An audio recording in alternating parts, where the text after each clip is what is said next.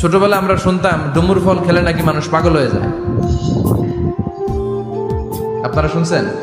এরকম অনেক আজে বাজে কথা কিন্তু আমরা ছোটবেলায় শুনেছি, যেগুলোর ভিত্তি নাই। বলা হতো পরীক্ষার দিন সকালে কেউ যদি ডিম খেয়ে যায় তাহলে পরীক্ষা নাকি ডিম পায়।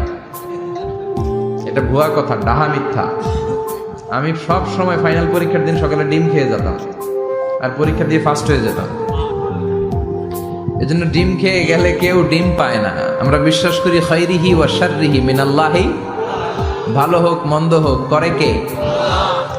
আবার ছোটবেলায় বলা হতো ওষুধ খাওয়ার সময় বিসমিল্লাহ করবি না, কারণ বিসমিল্লাহ বললে বরকত হয়, তোর রোগে বরকত হয়ে যাবে, মানে তোর রোগ বেড়ে যাবে। কি ডাকাত, ভুয়া কথা। সব ভালো কাজের আগে বিসমিল্লাহ। অবশ্যই আপনি ওষুধ খাওয়ার আগে বিসমিল্লাহ পড়বেন। কি পড়বেন? আবার অনেকের মাথার চুলের মধ্যে 2টা গিঁট থাকে, আছে না নাই?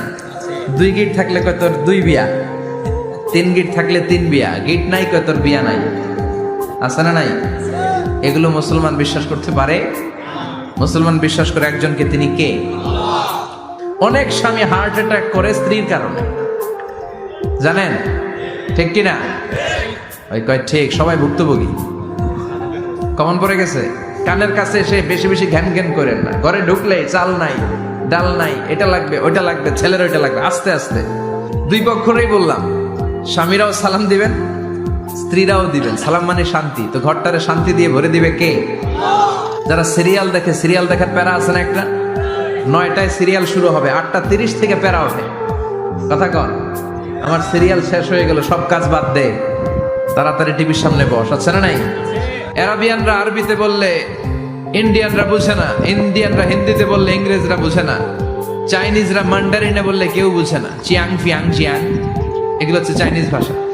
ইয়াং চিয়াং দিয়ে যখন কথা বলে কেউ বুঝে না। প্রথম মাগরিবের সালাত পড়ে আমি প্রথম নিগ্রো মানুষ আবিষ্কার করলাম। এর আগে